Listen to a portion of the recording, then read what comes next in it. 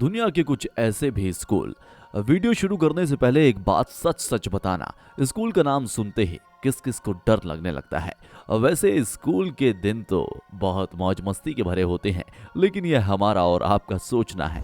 But अगर किसी बच्चे से पूछ कर देखें तो एक पल में वो कह देगा, मुझे आज स्कूल नहीं जाना, आज मेरे पेट में दर्द है, मम्मी आज मेरा सिर दुख रहा है। मेरा सिर दर्द हो रहा है, मैंने स्कूल वाले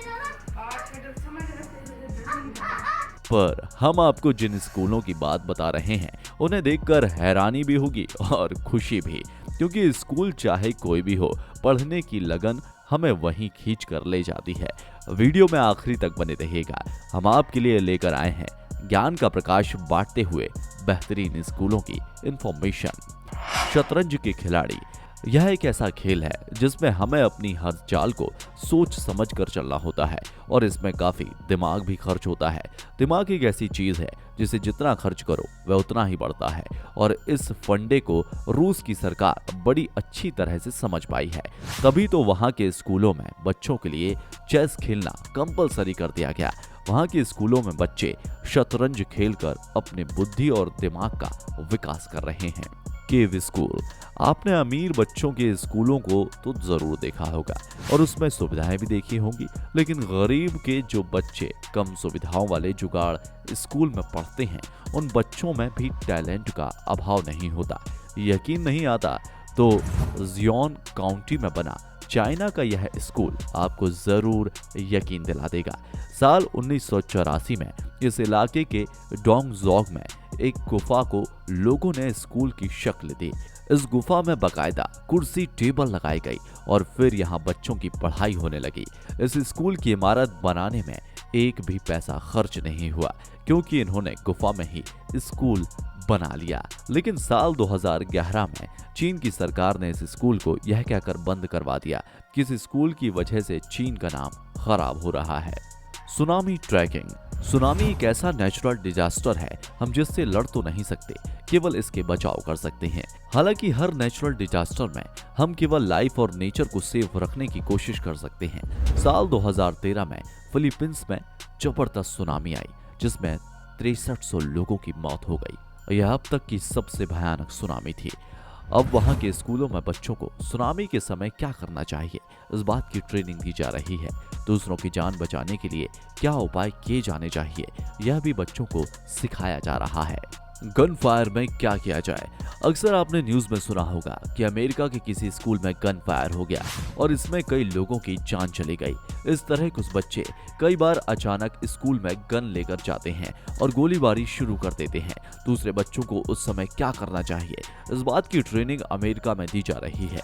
उन्हें किस तरीके से अपनी जान बचानी है और पुलिस से किस तरह संपर्क करना है, तमाम बातें वहां बच्चों को सिखाई जा रही हैं।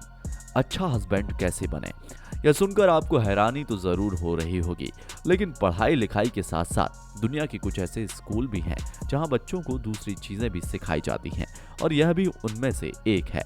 यह स्कूल जापान में संचालित होते हैं जहां बच्चों को पढ़ाई लिखाई के साथ साथ एक अच्छा हस्बैंड होने के सारे गुण सिखाए जाते हैं। इसके साथ ही उन्हें यह बताया जाता है कि बच्चों को अच्छी तरह से पालन कैसे किया जाए। साथ ही जापान एक ऐसा देश है जहां अक्सर भूकंप आते हैं, तो इस सिचुएशन में बच्चों को क्या करना चाहिए, इस बात की भी ट्रेनिंग बच्चों को दी जा रही है।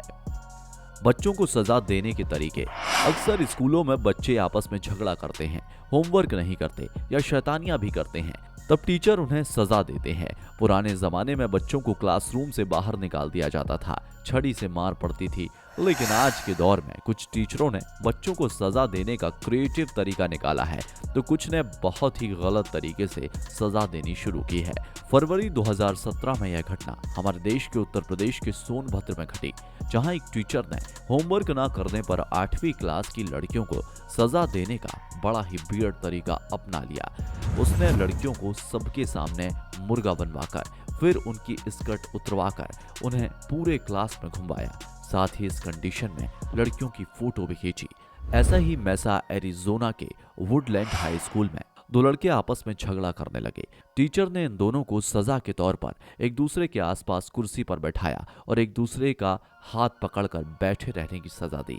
करीब 15 मिनट तक बैठे रहने के बाद इनकी सजा तो पूरी हो गई, लेकिन इस दौरान सारे बच्चों ने न केवल उनकी हंसी उड़ाई बल्कि उनका फोटोग्राफी खींचा और इंटरनेट पर वायरल कर दिया। पाकिस्तान के चिन्योट के एक स्कूल में बच्चों को तालिबानी अंदाज में एक टीचर ने सजा दी। टीचर ने लड़कियों के बाल काट दिए। Luxurious school. आप जिस बिल्डिंग की तस्वीर देख रहे हैं वह कोई डिज्नीलैंड नहीं है। यह है जयपुर का सबसे बड़ा famous Jayshree Periwal international school Jaipur, जहां बच्चों के लिए टीचिंग के साथ साथ खेलकूद, लर्निंग, एंटरटेनमेंट, कल्चरल एक्टिविटीज की बेहतरीन सुविधाएं मौजूद हैं। यहाँ बच्चों को घुड़सवारी की सीख दी जाती है। इसके लिए रेस कोर्स भी है। इसके अलावा shooting range, कास्टल theme theatre, swimming pool और बड़े खेल के मैदान मौजूद हैं। लेकिन यह स्कूल अमीरों के लिए ही है, क्योंकि गरीब के बच्चों के लिए यहाँ पहुँचना बड़ा मुश्किल है। इस स्कूल की सालाना फीस लगभग 6 से 8 लाख है, यानी मंथली 50,000। अब यह स्कूल करोड़ों की लागत से बना है, तो स्कूल की इन सुविधाओं के बदले पैसा भी वसूला जाएगा। अगर स्कूलों के टाइमिंग की बात करें तो हमारे देश में बच्चे जनरली 6 से 8 बजे तक स्कूल में रहते हैं और लगभग सुबह 9-10 बजे से शाम 4 से 5 बजे तक स्कूल में पढ़ाई करते हैं। लेकिन चाइना में सुबह 7 से 8 बजे से स्कूल शुरू होते हैं और शाम के 5 बजे तक चलते हैं। बल्कि कुछ स्कूल तो इवनिंग सेशन भी लगाते हैं जो रात में 9 बजे तक चलते हैं। इसके बाद बच्चों को घर जाकर होमवर्क भी करना होता है। स्कूल की डेस्क वर्क में कुछ इस तरीके से बार लगे होते हैं जिससे कि बच्चे किताब से दूरी बनाकर पढ़ाई करें। यही रूल साउथ कोरिया में भी काम कर रहा है, जहां सुबह 7 बजे से लेकर रात तक स्कूल खुला रहता है और बच्चों की पढ़ाई कराई जाती है। थैंक्स गॉड हम भारत में पैदा हुए, क्योंकि आप भी यही सोच रहे हैं ना। School uniform. जापान के पब्लिक स्कूलों का एक और नियम है जिसे जानकर आप हैरान रह जाएंगे।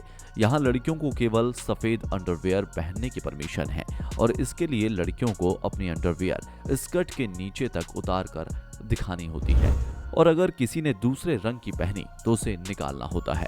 डिवाइन में मौजूद इस एकेडमी में लड़के स्कूल ड्रेस के तौर पर हाफ पैंट नहीं पहन सकते, पर स्कर्ट पहन सकते हैं। इनके शॉर्ट्स पहनने पर बैन लगा हुआ है। बात करते हैं यूके के क्राइस्ट हॉस्पिटल स्कूल की, जहां लड़के लड़कियां जादूगर की तरह लंबा कोट, चमड़े का बेल्ट और पीले रंग का मोजा पहनते हैं और यह ड्रेस यहां पिछले 400 सालों से चली आ रही है। जापान के स्कूलों में लड़कों को मिलिट्री मैन की तरह ड्रेस पहनाई जाती है। वहां लड़कियों को सेलर्स की तरह लड़कियों की ड्रेस को शिफू कहा जाता है। बच्चों में मिलिट्री का डिसिप्लिन बना रहे इसलिए उन्हें ड्रेस पहनाई जाती है। Boat school. बांग्लादेश में बाढ़ की त्रासदी बड़ी ही भयानक होती है। मानसून सीजन में यहाँ लगभग 70% हिस्से में पानी भर जाता है। ऐसी सिचुएशन में स्कूलों का बंद होना स्वाभाविक है, लेकिन आपको जानकर हैरानी होगी कि इस कंडीशन में भी यहाँ बच्चे स्कूल आने में लेट नहीं होते। वह अपनी पढ़ाई को जारी रखते हैं। यहाँ की टीचरों ने बच्चों को पढ़ाने के लिए बोट स्कूल शुरू किया है। यहाँ नाव में स्कूल लगाए जाते हैं और जहाँ बैठकर बच्चे पढ़ाई करते हैं। इन नाव में सोलर पैनल लगे हुए हैं जिसमें बिजली आती है। इन्हीं नावों में बच्चों के लिए खेलने की जगह भी बनाई गई है। Platform school. जिन लोगों की यह सोच है कि बच्चा जितने बड़े स्कूल में पढ़ेगा उतने ही बेहतर भविष्य को हासिल करेगा, जितने अमीर स्कूल में और सुविधाओं से युक्त स्कूल में पढ़ने जाएगा उतना ही अच्छा होगा, उनकी सोच आज बदलने वाली है। हमारे देश भारत के स्टेट उड़ीसा में प्लेटफॉर्म स्कूल का कॉन्सेप्ट चल रहा है। कुछ समाज सेवी सोच रखने वाले लोगों ने बच्चों को प्लेटफॉर्म पर ही पढ़ाना शुरू कर दिया है। यह वह बच्चे हैं जो अक्सर प्लेटफॉर्म के ऊपर आकर भीख मांगते हैं और उसी से अपना गुजारा करते हैं। इन टीचरों ने जब भीख मांगते हुए इन बच्चों को देखा तो उसी प्लेटफॉर्म पर इनकी क्लास लगा दी। उड़ीसा में करीब ऐसे 12 प्लेटफॉर्म स्कूल चल रहे हैं। हमें यकीन है कि यह वीडियो आपको पसंद आया होगा। इस पर आपकी राय का हमें इंतजार रहेगा। कमेंट बॉक्स में लिखकर अपनी राय जरूर भेजिएगा। फिर मिलते हैं एक नए वीडियो में। तब तक के लिए जय हिंद, जय भारत, वंदे मातरम।